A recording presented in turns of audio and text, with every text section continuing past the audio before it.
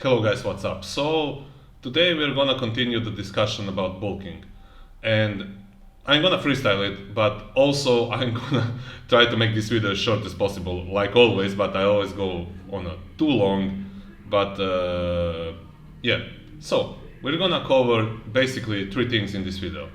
We're gonna cover bulking for somebody who is skinny, bulking and their problems, bulking for somebody who is overweight and their problems, or should they even bulk, and then some general tips of how much you should bulk and how bulking is actually tied to your level of advancement.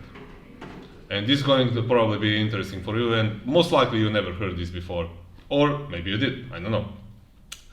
I never heard this from anybody else. But yeah, basically. So let's talk about when you are kind of skinny. So when you're skinny, usually it's always the same story. I cannot eat enough to gain weight, or they actually think that they are eating enough and they magically are not gaining weight, which is even stupider. And you think you don't have a lot of appetite, or you think you cannot just find food, or your lifestyle doesn't permit it. And for every which one of these scenarios, you always have a solution, and you have millions of people who actually did it, even in worse conditions. So these are not excuses, but we're just gonna cover maybe a few solutions for this. And again, this is highly individual, and you can play with this from millions of angles. But millions, I mean, you understand what I'm saying. But just understand that these are just general from what I have seen, in the people say I can't gain weight, and then they work for 8 to 10 hours per day, and they eat only one meal, and they keep telling me I cannot gain weight. Man, you're just not eating enough, and that's it. It's super simple. The calories is always the same. The calorie thing, the energy balance thing is always the same. It's usually somebody who is working all the time and whose lifestyle doesn't permit for them to eat enough, because they're either eating their mother's kitchen, whether they are employed or not, and they only pretty much eat something and very little outside of their mother's kitchen. So usually, bro, I mean, being 16 is also not an excuse, because when I was 16, my mother also just pretty much cooked me one meal, and I pretty much started drinking 3 liters of milk, plus started cooking myself around half a kilo of dry pasta. So that was almost one full pot of pasta per day. So yeah, I mean, everything can be done. It's just the matter of discipline and how bad you want it. But you just have to understand that first. So it's not you, it's not like your body somehow magically doesn't want to gain weight because you're skinny and because you have been skinny all of your life. I was skinny up until I was 16, 17, all my life. I always thought also that I couldn't gain weight, and I just gained weight when I started eating. Wow, magical, super mystical. And this is the thing that I also like to say here. This shit is super easy, man. Life is so much harder than just forcing yourself to eat. And you have to understand this. And this goes in both ways, for when you are losing weight or gaining weight. So usually when you are losing weight, you cannot just stop eating. And when you're gaining weight, when you want to gain weight, you usually just have to force yourself to eat. And the thing that people don't want to probably tell you, because they're too politically correct, is that basically you have to endure the suck stage. So yeah, of course, for the first few weeks it's gonna be harder for you to stuff your face, but at some point your stomach is gonna expand, so your appetite is gonna expand. You're gonna be more hungry, and the reverse is also true. If you are overweight, in the beginning, yeah, you're gonna be hungry all the time, pretty much, because up until now you have been eating super 2 big portions, And when you start eating smaller portions, even the word smaller for you is probably triggering. And for most people who are overweight, they are so afraid of being hungry. They feel like this is like the worst thing ever. This is probably because they're overweight also. This is probably the reason why they're overweight. It's like nothing is gonna happen. And this hunger signal is way off for you. This is why you're overweight. And after some time, it's just gonna fall off. After some time, you're just not gonna be this hungry anymore because your body is gonna adjust. So you have to understand in both cases, either if you are, sorry, my fucking shoulder is hurting. Either if you are losing weight or gaining weight, you have to understand that it's gonna get easier at some point. It's gonna suck for the first few weeks, but you know, it's gonna be better after some time. You can also mitigate this suck period. You can actually eat foods that you like when you are like trying to gain weight, and when you're trying to lose weight, you also have systems and lifestyle adjustments to make it as easy as possible for you. And even though all of this thing is super easy and super simple, it's easy and simple, not just simple. You can also do a lot of simple small adjustments to your lifestyle and to your cooking choices. Let me just to see one of my systems. So preferences, practicality. You can identify your biggest enemy in both cases. Your eating habits, cooking habits, overall lifestyle. You know, there is a lot of little things that you can adjust to make it as easy as possible for you, or you can unintentionally just make it as hard as possible for you. For example, when somebody tries to gain weight and they try to eat clean all the time, like this is like the dumbest shit ever. Like if you want to eat, for example, clean, and by clean, it's not just clean food. It's not like they start eating like meat and potatoes, which is clean. This is a super clean food. But they somehow concluded that they just have to stuff their face with veggies all the time. And actually, when you're struggling to gain weight, it's better for you to not eat too much veggies, because veggies are voluminous, they have very few calories, and you have to chew them a lot, and that shit gets boring for your brain, and then your satiety signals basically turn on, and this is like some sort of scientific stuff, but I'm not gonna get too much into this here because I don't even know from the top of my head. But yeah, definitely understand when you're eating something that is bland, that doesn't have any taste, and you try to bulk, you're not gonna bulk that way. On top of that, if you haven't even gained a lot of weight ever in your life, it's like the dumbest thing you can do. And let's talk a little bit about, we're gonna talk about how much actually to bulk and what your genetical, because it's already been 8 minutes and I was just rambling. And we're gonna talk about a little bit for somebody who is overweight. So for somebody who is overweight, usually, as I said, they just fear being hungry and their goal is to lose weight.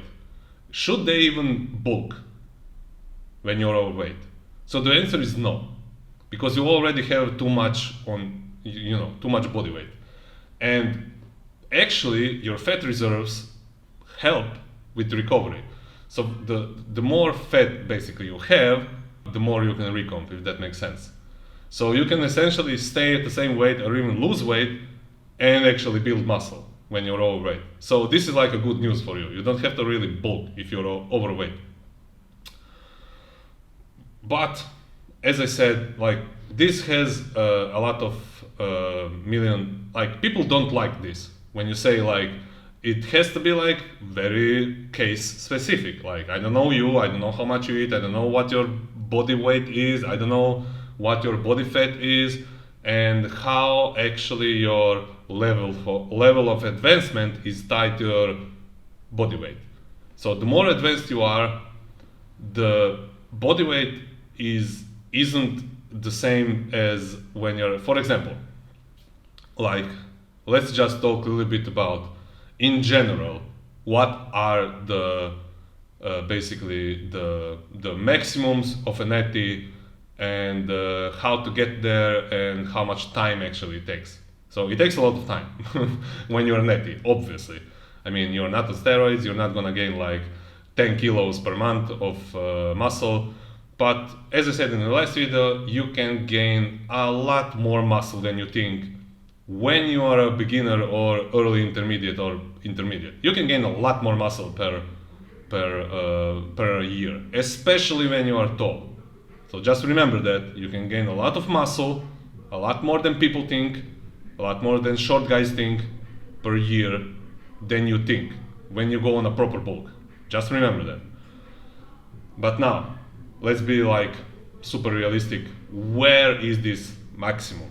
So, just have your, there is actually a formula. Like, I heard this formula when I was young, like this perfect weight, and this is actually pretty fucking true and pretty consistent for a lot of people. So, just take your height in centimeters and divide it by 100. So I'm 193 centimeters tall, minus 100, that's 93 kilos. So this number, you have to understand what this number actually is. This is my maximum stage weight, bodybuilding stage weight, body weight. So maximum, but bodybuilding standard stage weight. So 93 kilos is essentially somewhere around my actual top level body weight for bodybuilding stage weight. And you have to understand, like, this number is super low because I would be hovering to actually get to this number. I would be probably lean somewhere around 103 kilos. So currently, I have 97 kilos.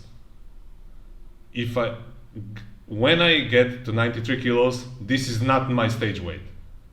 So my stage weight would probably be around 85, even below 85 kilos. I will be super shredded, but you know, it is what it is. Like, I don't have really good genetics, and I would never be probably even close to 93 kilos. But you have to understand that this doesn't really scale linearly the taller you are. But just have this in mind, like, this is like your baseline number. This is something made up. This is not like concrete number. This is just a baseline number from where we can go now. So you have this like baseline number, which is like your stage weight maximum. So from there, the more closer to beginner you are, this number is gonna be less significant to you. So you have to understand this. This 93 kilo number, for me, when I was a beginner, didn't mean shit. Because when I was a beginner, I went from 78 kilos to 93 kilos to 94 kilos in 1 year. I precisely remember this. This was my biggest blow up. When I was like from 16 to 17, I went from 78 to 94 kilos. So basically everybody thought that I was on steroids. And to me, 93 kilos, it's not like at that time, if I just cut 1 kilo, that's it, that's my maximum. No, it doesn't make any fucking sense, because I was like super beginner still. And I had 93 kilos only because I'm like super tall. So you have to actually bulk from this number. So the more advanced you are, the closer you're just gonna get to this number. So for example, now I'm 97 kilos. I'm pretty much the biggest and leanest in all my life currently, and I'm the closest to this number, if that makes sense. Hopefully this makes sense. I'm trying to be as slow as possible and as clear as possible, as much as I can be in English language. Like I have limits for my English language, unfortunately. So I have to bulk a lot more, especially when you're a beginner. Not especially when you're a beginner, especially when you're advanced. You have to bulk a lot more away from this number to actually get to this number. But you have to understand also, the more advanced you are, the less it makes sense to bulk disproportionately a lot. So if you're overweight, you have to calculate what this number is for you and where you are on like beginner to advanced stage. So the more advanced you are, the less it makes sense to bulk anyway, and the more it's in your interest to be more closer to this number anyway. Because the further you are from this number, you're actually probably not gaining anyway. So for example, if you're training 10 plus years, but consistently, not 10 plus years and you're still a beginner, the less sense it makes. This is probably where this fallacy of, oh, when you're netty you can gain only 1 pound or 2 pounds of pure muscle per year after like newbie gains, basically, which is not true. You can gain a lot more. I'm like perfect example. I passed my newbie gains way before, like in the past, when I was 25, 26, and actually when I went to this big bulk when I was 26, I gained still a lot more muscle. And you have to also understand, when you're taller and you look skinny, like you have a lot more room to grow. So this probably now, it's already been 70 minutes. Maybe some of this should help you. If I went over 20 minutes, from experience, I know that almost nobody watches this anymore, and probably because nobody even wants to hear me ramble too much. But yeah, hopefully some of this shit makes sense. And just remember, this number, 93 kilos, the more beginner you are, you're gonna be somewhere, you want to get away from this number as much as possible in the plus size. You want to bulk from this number. And if you're even below this number and you're skinny fat, like, yeah, you still haven't built any muscle. So I'm gonna make a lot better video explaining this properly. But you know, when I'm freestyling it like this from top of my head, it's a lot more difficult for me, especially in English. But yeah, probably some of this shit will help you, and I want to keep posting. So yeah, tell me your opinions in the comments, and one bicep shot for you so you can actually see that I'm actually going to the gym. And peace out, guys. I have to go now.